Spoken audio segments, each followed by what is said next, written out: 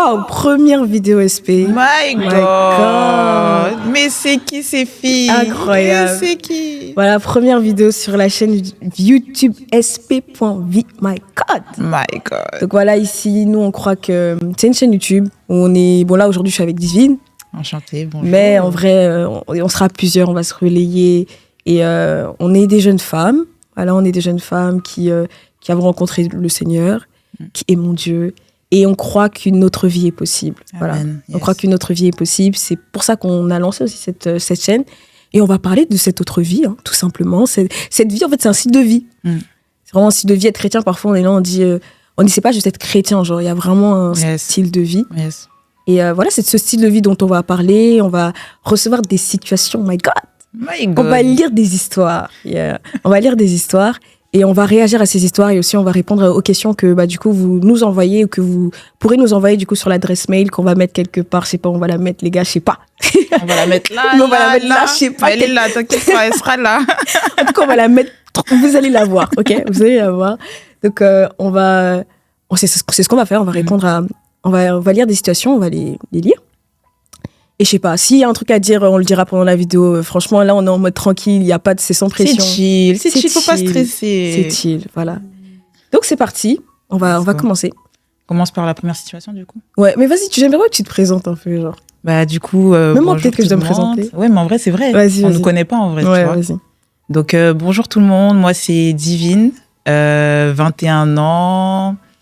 Et surtout, jeune, femme. Et sage et puissante. Sage et puissante, yes. Mais surtout une amoureuse de Dieu, de la parole de Dieu. Et tout simplement, en vrai, on est là. Tout simplement. Toi, t'es vraiment ICC. Hein. Excusez-moi, désolée. Assurément.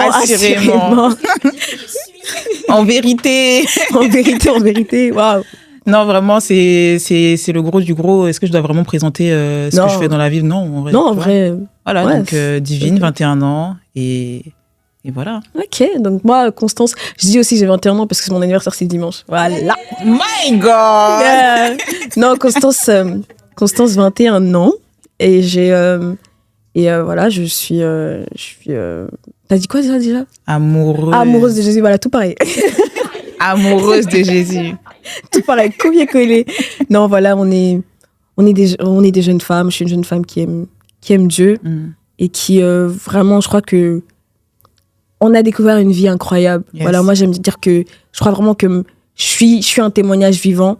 C'est-à-dire qu'une autre vie est possible. Moi, on vient trop de loin, et tout. On vient de même trop là, loin. Le simple fait de faire une vidéo comme ça, de se poser comme ça et de pouvoir même parler, ça, c'est même déjà juste un témoignage parce que nous, avant, on pouvait pas parler.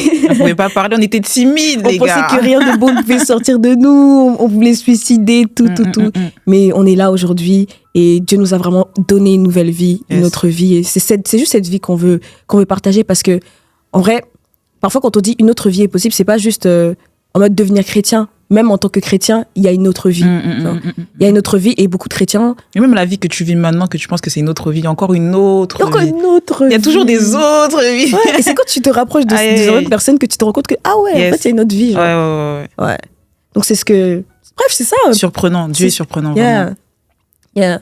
Ok, c'est parti. Donc, on va lire première situation. Je vais commencer. Première situation. Donc... Hello les filles, il y a quelque chose qui me questionne beaucoup en ce moment. Mon cousin avait rencontré Dieu bien avant le reste de la maison. À cette époque, il était tout le temps à l'église, presque tous les jours. My God, tous les jours. Il partageait souvent des versets sur ses réseaux sociaux et on voyait vraiment qu'il aimait Dieu, parfois même un peu trop pour le reste de la famille. Il avait aussi décidé de se faire baptiser avant assez jeune, même si ma famille n'était pas d'accord. Il semblait vraiment engagé dans sa foi.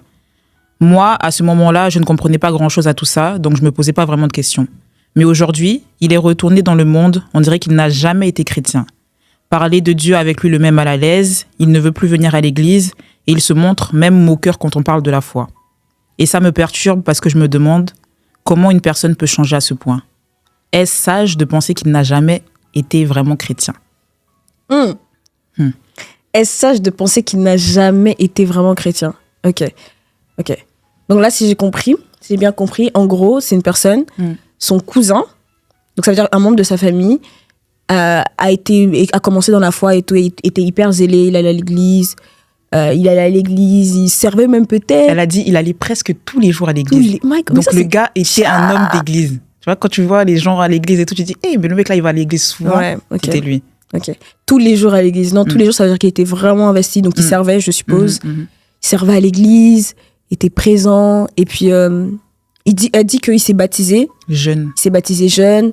Donc, voilà, sa famille savait que lui, il aimait Dieu et tout. Et puis, du jour au lendemain, il est reparti. Elle a même dit que sa famille n'était pas forcément d'accord avec le fait qu'il se baptise. Okay. C'est-à-dire que c'était vraiment... Lui, c'était son choix. Personne ne pouvait dire le contraire. Okay.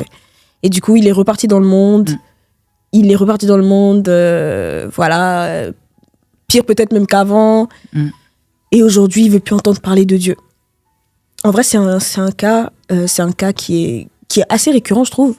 Enfin, récurrent. Si, récurrent. Même quand tu vas sur les réseaux et tout. Quand tu vas sur les réseaux, il y a beaucoup de... Parce qu'aujourd'hui, être chrétien, c'est un peu à la mode, tu vois. C'est un peu à la mode. Donc, il y a beaucoup de personnes qui rentrent dans la foi comme ça, que tu vas voir sur les réseaux sociaux. Moi, il y a plein d'exemples comme ça. Hein. Surtout sur TikTok, des personnes que du jour au lendemain, tu les vois, elles parlent de Dieu sur les réseaux, elles parlent de Jésus sur les réseaux sociaux, etc., etc. Et puis après, sans explication, franchement, et puis t'es choqué, hein. Ton âme est choquée aussi, scandalisée. Ouais. T'es choqué quand tu regardes ça. Ouais. Et surtout, j'allais dire que en vrai, quand tu vois le contenu de quelqu'un, tu peux savoir s'il a vrillé ou pas. My God, mais c'est vrai. Hein. Non, c'est vrai. C'est vrai. La personne, elle n'a pas besoin de dire ouais, je suis retournée dans le monde. Ou je me pose trop de questions en ce moment, et tout, etc. Ouais. T'as pas besoin, en fait. Juste, tu vois son changement de contenu. Tiens. Et après, ça se confirme. Moi, j'ai plusieurs noms en tête que je vais pas te donner. Mon Dieu, on va pas le dire. Mais tu sais, mais des personnes comme ça que tu vois, même, carrément, même. En plus, on a beaucoup ce cas sur les réseaux avec des influenceurs. Nous, par exemple, à l'époque, il n'y avait pas. Nous, parce que ça fait quand même déjà quelques années et tout, bientôt 10 ans. Bon, on veut pas, hein. Ouais, bientôt 10 avec ans. Beaucoup d'humilité, non, en vrai, c'est vraiment une grâce d'avoir rencontré Dieu hyper tôt. Ouais. Mais du coup, comme on a rencontré Dieu très tôt, on a un peu vu, genre, les influenceurs et tout. Et par exemple, il n'y en avait pas beaucoup d'influenceurs au départ. Et tu vois, il y avait, je pense à quelques noms et tout que je n'ai pas donné, mais qui étaient vraiment, genre, des jeunes femmes et tout, que tu les voyais, tu disais. Et des piliers, hein, en vrai. Ouais, tu disais, ah ouais, c'est possible. Elles étaient jolies, bien apprêtées, elles parlaient de Dieu, elles lançaient des projets par rapport à Dieu, etc., etc. Et tu te voyais même au travers d'elles. Exactement, tu te voyais au travers d'elle et tout. Et puis après, à un moment donné, tu vois dans leur contenu que ça change, tu vois. Et si toi-même, t'es pas ferme dans ta foi, tu vas commencer à te poser des questions et tout, parce qu'en fait, c'était tes modèles, tu vois. Et il y a beaucoup de personnes comme ça. Je sais pas si tu vois ce que moi, je sais de qui tu parles. Non, mais tu vois dans leur contenu que leur contenu a vrillé, tout ça. Elles ont pas besoin de te dire. Parce que c'est aussi ça, genre t'as pas besoin de me dire. Non, il y a des gens qui veulent nous embrouiller. Mais on sait. On sait, t'as pas besoin de me dire, parce qu'en vrai, la foi, c'est ça. Quand tu vis vraiment la foi, je vous invite à écouter un enseignement que l'apôtre Ivan Castano a donné sur les 4 signes de la nouvelle naissance. Yes. Et dedans, il dit que ce qui prouve que t'as encore la vie, en gros, ce qui prouve que t'es né de nouveau et que du coup, t'as encore le salut, c'est que t'as envie de l'annoncer, tu vois. Donc, quand quelqu'un est vraiment dans la foi, normalement, même dans son contenu, moi, je crois pas au truc de ouais, non, je suis chrétien, mais mon contenu, voilà. Non, mais ça n'existe pas, ça. Ça n'existe pas. Tu peux pas être mort de l'intérieur et montrer des fruits. Et l'inverse aussi, tu peux pas vivre quelque chose en toi et ce que tu es à l'extérieur ne se voit pas. Exactement. C'est impossible. C'est comme un arbre, en vrai. Si t'es pas enraciné, après, tes fruits, il y a pas de fruits. Hein. Ouais. Ce qu'on voit prouve juste. En fait, les fruits qu'on va voir, ça va juste prouver, genre, l'arbre, quoi. Yes. Donc, tu peux pas dire, oui, on est en train d'aller ailleurs, mais il faut qu'on aille là-bas. Ouais. Tu peux pas dire, ouais, non, moi, je suis un influenceur chrétien, mais non, mais moi, je suis pas. Ils vont dire, non, mais je veux pas aller sur le créneau chrétien. Yes. Comment si tu veux pas aller sur le créneau chrétien? Alors que tu es chrétien avant d'être influenceur, de base. T'es chrétien avant d'être influenceur. Donc, et normalement, ta foi, quand tu vis vraiment ta foi, t'as envie de la partager. Yes. Donc, tu peux pas dire, j'ai envie de la partager, mais j'ai pas envie de la partager sur mes réseaux, tu vois. Parce que normalement, en vrai, si t'es vraiment un influenceur, tu dois partager ce que tu es, tu vois. Et ce que tu es, avant toute chose, c'est être chrétien. C'est-à-dire, c'est vivre Christ. Donc, si tu ne partages pas ça, qu'est-ce que tu es? Exact. Tu vois?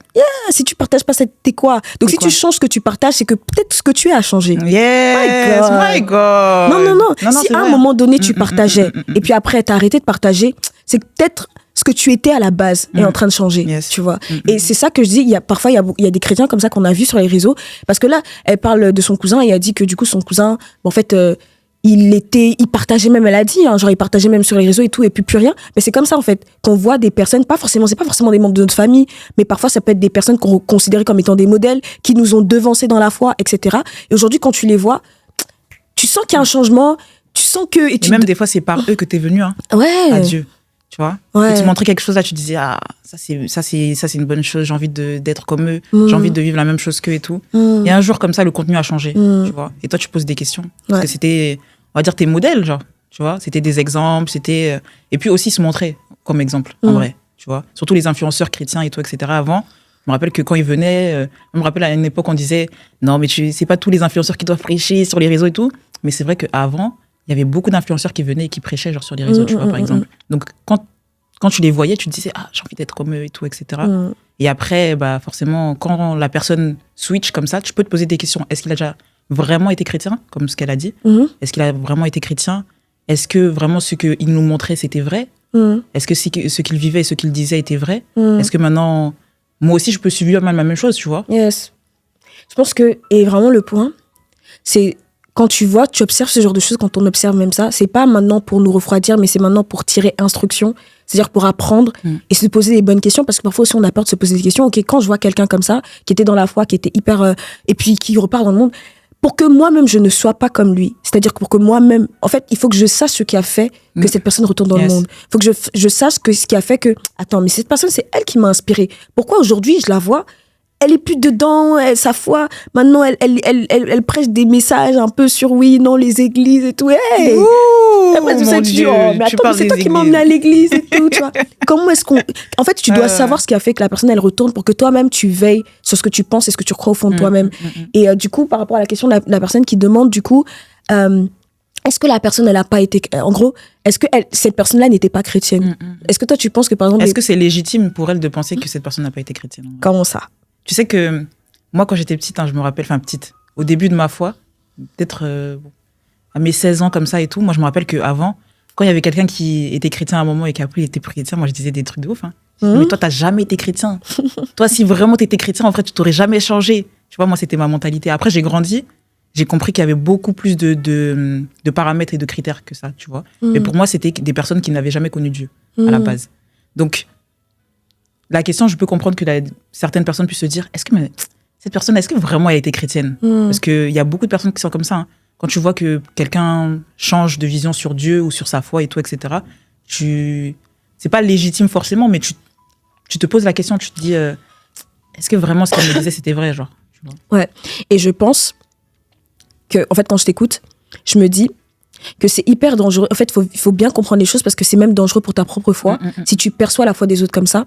Parce qu'en fait, tu vois, AP, il dit dans son livre, ils ont donné 365 paroles de sagesse. Mon Dieu, mais t'as pas vu? Si t'as pas vu les livres derrière.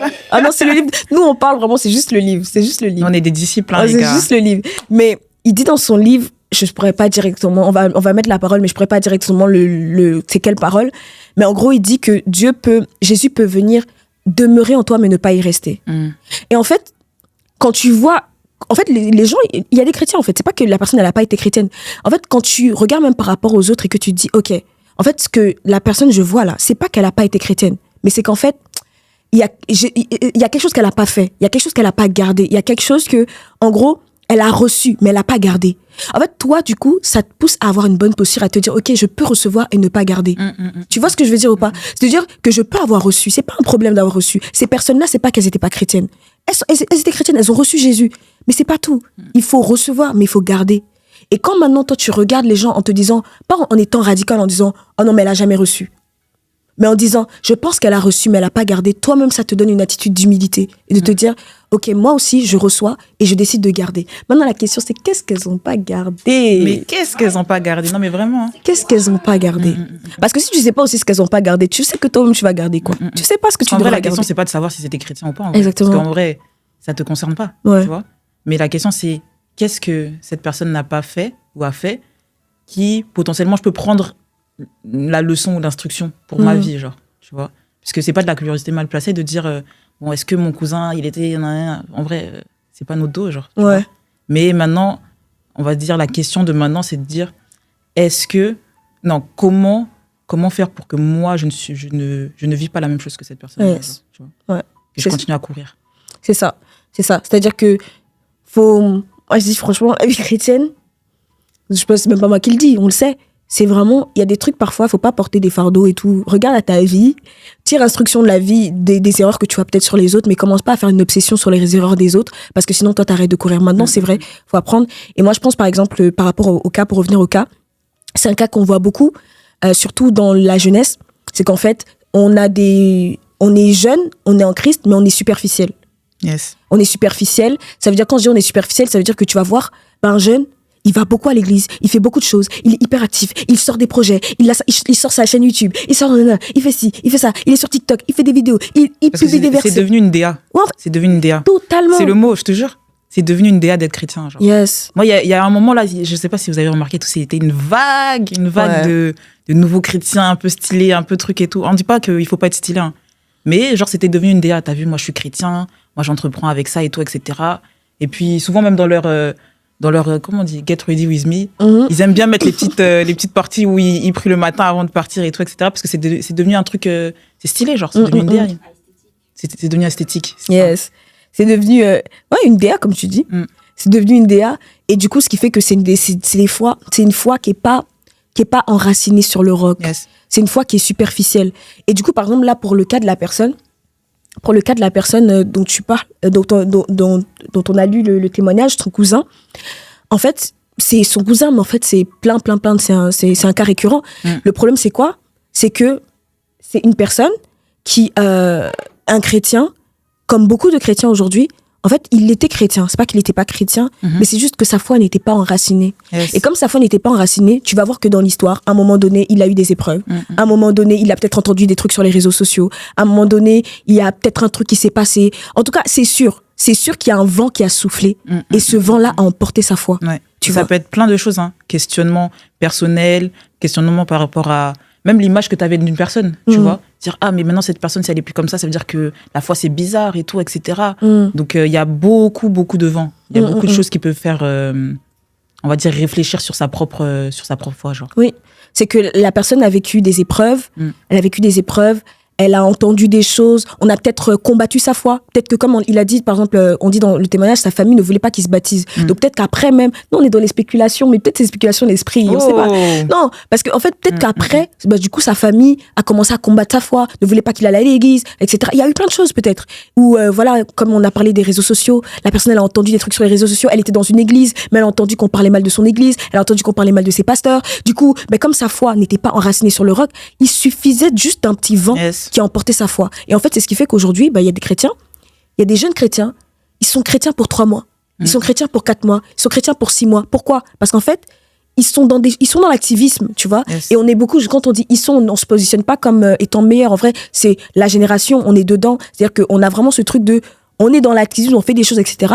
Mais on est comme, tu sais, je pensais à un truc. Vous voyez, j'aime bien les images. Mais donne-nous l'image. Mais fais-nous voir. Vous voyez un peu, tu vois, un gobelet. Bon, j'en ai pas. Il y a un verre là, non? Non, on va prendre un gobelet parce qu'un verre, c'est trop lourd. Ouais, un gobelet en carton. C'est hyper léger, tu vois. C'est hyper léger et un gobelet. J'aime bien l'image. Tu vois, et un gobelet, c'est hyper léger. Tu poses un gobelet. Tu le poses. Et là, maintenant, s'il n'y a rien dans ce gobelet, le vent souffle, ce gobelet va s'emporter. Maintenant, ça, c'est du coup la catégorie de chrétiens. De la catégorie de chrétiens qui, du coup, ils ont la foi et tout, ils donnent leur vie à Christ, ils sont comme ce gobelet, ils ont reçu une vie, mais c'est pas... tu vois, donc les premiers vents et tout, ça emporte, ça les emporte, ça emporte leur foi. Maintenant, il y a une deuxième catégorie de chrétiens, ce sont ceux qui ont en eux le roc, tu vois. C'est un peu comme, tu vois, ce gobelet-là, t'as le gobelet, et à l'intérieur, tu mets maintenant un caillou, genre un rocher, my God. Yes. Tu mets maintenant un caillou, un truc bien, tu vois. Tu mets ça dans le verre. Même si c'est pas à cause du verre, mais c'est à cause du rocher qui est dans le verre. Tu vois, ça veut dire que les vents vont venir, les tempêtes vont se lever, ils vont entendre ça sur les réseaux, ils vont tout entendre. Mais en fait, ils vont pas, ça va pas emporter leur foi. Parce qu'en fait, à l'intérieur d'eux-mêmes, il y a un roc. Il y a un rocher. Et c'est ce rocher-là qui empêche que leur foi s'emporte. Tu vois, c'est pas eux-mêmes en soi. C'est juste, en fait, il y a quelque chose en l'intérieur d'eux. Et du coup, t'avais pensé à la parole de la parole de sagesse, c'est laquelle? C'est la numéro... C'est la numéro, là, je vais donner le numéro 27. OK? Numéro 27 qui dit « La vie spirituelle ne s'élève pas par l'apparence, mais par ce que tu contiens. » Yes. C'est qu'en fait, ta vie spirituelle, elle s'élève, elle grandit, elle reste, elle demeure à cause de ce qu'il y a à l'intérieur de toi. Et en fait, le problème, c'est qu'en fait, on est beaucoup de chrétiens, on est là et tout, mais il n'y a rien en nous. Rien. Tu vas à l'église, mais il n'y a rien en toi. Yes. Tu sers, mais il n'y a rien en toi. Tu prêches sur les réseaux sociaux, mais il n'y a rien en toi. Tu fais plein de choses, mais il n'y a rien en toi, en fait. Je sais pas si tu vois ce que je veux dire. C'est qu'en fait, il n'y a rien. Et comme il n'y a rien, bah, ça t'emporte. Ouais. Le moindre truc t'emporte. Je sais pas si tu vois ce que je veux totalement. dire. Mais tu sais qu'en vrai, ça me fait penser aussi à un autre point. C'est que je me dis, ça veut dire que tu dois aussi faire attention à dans quoi tu es enraciné. Tu vois? Parce que peut-être que, comme tu disais, tu donnais l'exemple des réseaux sociaux ou de la famille ou même de l'église. Peut-être qu'un jeune, un jour, il avait rencontré Dieu, il était enraciné par rapport à son église. Parce qu'il disait, moi j'ai une bonne église, j'ai un bon pasteur et tout, etc. Et quand tu es enraciné dans ça, tu penses que tu es affermi, tu es là, tu es à l'église. Tu es là tous les jours à l'église parce que tu penses que tu es dans une bonne église, que tu as un bon pasteur. Et c'est ça qui façonne ta foi par rapport à Dieu, tu vois. Et un jour comme ça, quand on parle mal de ton église, quand on parle mal de Dieu, tu vois. Donc je me disais aussi, il faut faire attention à quelle est la base de ta foi, genre. Quel est ton moteur, tu vois. Et c'est pour ça que ça me parlait de ouf, l'exemple du gobelet, là. C'est que je me disais, en vrai, s'il y a le roc en toi, c'est qu'il n'y a plus de place pour autre chose, en vrai. Yeah. Tu vois. Si tu mets un gros caillou dedans, il n'y aura plus de place pour, je sais pas, pour l'eau. Tu ne pourras plus mettre d'eau dedans. Tu ne pourras plus mettre du Coca-Cola, plein de sucre, les gars. Le verre, c'est fort ce que tu dis. Ouais, en fait, si tu mets un caillou dedans, le verre, ça change l'utilité du verre. On ne peut plus utiliser le verre pour autre chose que pour contenir le roc. Yes. C'est qu'en fait, ce verre, il ne peut plus servir à boire. Il peut plus servir à autre chose. En fait, il sert que à contenir le roc. Yes. Parce qu'en fait, déjà, quand tu mets un caillou dans un verre, toi, tu veux boire encore. T'es sûr que tu veux boire après? En fait, ça change. Ce qui fait que même quand c'est comme ça, du coup, tu peux pas retourner dans le monde. Ta vie ne sert plus qu'à ça. Yes. Ta vie ne sert plus qu'à contenir. En fait, ta vie n'a plus aucun autre sens. Parce qu'en fait, ta vie, la vie, là, c'est l'image de ce verre, en fait. Tu vois, de ce gobelet. Si dans ce gobelet, il y a le roc, il n'y a plus la place, comme tu as dit, il n'y a plus la place pour autre chose. Et du coup, même le but de ce verre change. Nouvelle vie. Le but de ce verre, et comme le but de ce verre change, en fait, tu as une nouvelle vie, tu as une nouvelle perception de la vie. Tu ne vis que pour contenir le roc, tu vois. Donc, on peut plus entendre pourquoi tu vas t'envoler, pourquoi tu vas pas aller ailleurs. Tu n'as plus de vie, en fait. Yes. Ta vie ne sert plus qu'à contenir la parole de Dieu, my God. Mon Dieu. Bah oui, parce que c'est ça le roc. Wow. C'est ça le roc. Quand AP, donc quand on dit AP, on parle d'AP Samuel et Boumou. Mon Dieu. Notre berger. Non, parce qu'il y a quelqu'un depuis, on dit AP. Et il sait pas c'est qui AP. On va toujours dire AP. Après, tu vas dire, mais c'est qui? Toi-même, tu vois que peut-être que ta vie est bloquée parce que tu sais pas qui c'est. Tu sais pas. Mais c'est fini, les gars. Il sait maintenant. Il va savoir maintenant. Non, mais comme il a dit dans son livre, quand il dit en fait que la vie spirituelle s'élève parce que tu contiens. En fait, c'est ça. C'est ce qu'il y a en toi. Et donc, typiquement, en fait, ça nous encourage par rapport au témoignage que la personne a donné. C'est qu'en fait, si tu ne veux pas avoir la même fin que ton cousin, si tu veux pas avoir la même fin que ton cousin ou la même fin que les influenceurs que tu as vus sur les réseaux sociaux, engage-toi à être quelqu'un qui contient la parole de Dieu. Engage-toi à ce qu'il y ait le roc en toi. Et le roc en toi, c'est la parole de Dieu. Ne sois pas juste un chrétien qui va à l'église, qui fait des activités, qui sert, on dit, ah, la case, tu es là. Mais en vrai, est-ce qu'il y a la parole en toi? On parle de la DCA, tu es là. La DCA, tu es là. Bon, là, on est en train de perdre tous ceux qui sont pas ICC à l'EJP. Mais en tout cas, même dans ton église et tout, tu sers, tout ça. Mais est-ce que la parole est en toi? C'est ça qui est important. Tu dois donc t'engager, et on doit s'engager, en fait. On doit s'engager à être des chrétiens qui contiennent la parole. Mon Dieu. Yeah. Donc déjà, ça, c'est un point, en vrai, pour répondre à la question de ce qu'elle disait. C'est pas forcément le fait de ne pas avoir été chrétien, mais c'est que il a pu rencontrer Dieu à un moment et avoir Dieu dans sa vie et tout, mais comme il n'a pas reçu le roc, ou il n'a pas gardé le roc, il n'a pas été ce gobelet qui transporte le roc, c'est qu'il n'a pas su, du coup, il a été léger, genre. Yes. Il a été léger. Et donc, au premier vent, ça l'a emporté. Mais nous, ça ne nous emportera pas. Amen. Les vents ne nous emporteront plus. Amen. Amen, parce que nous décidons d'être des jeunes femmes, des jeunes en qui le roc demeure. Yes. Amen. Donc voilà, waouh, je crois que c'est fort. My God. C'est fort. Non, franchement, c'est fort. On est sur SP. SP.vie. À la bonne fréquence. À la bonne fréquence. Et si toi, t'es connecté et si tu veux aussi être accompagné, tu nous entends, tu dis, on dirait qu'il y a une vie là-bas. On dirait qu'il y a une vie là-bas. Et tu reconnais que tu as besoin de cette vie. Voilà, n'hésite pas. Je sais pas si on va mettre un QR code, je sais pas ce qu'on va mettre, mais on va mettre un truc. Tu dois nous écrire. Tu dois nous écrire parce qu'on est ensemble. Et cette vie, elle est possible aussi pour toi. D'accord? Yes, my God. On vous invite à vous procurer les 2 livres. My God.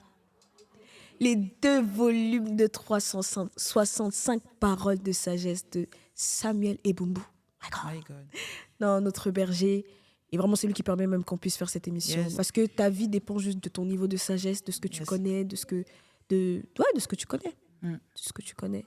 Et de la lumière. Parce qu'en fait, c'est ça la sagesse. La lumière qu'il y a en toi. My God. Donc, chaque jour, une lumière. Et voilà, donc on va mettre tous les liens et tout pour que vous puissiez vous procurer les 2 livres. My God. Et je crois vraiment qu'une autre vie est possible. Et, Amen. On était sur SP. Puce, comme dit la faute. Et à bientôt. Au revoir.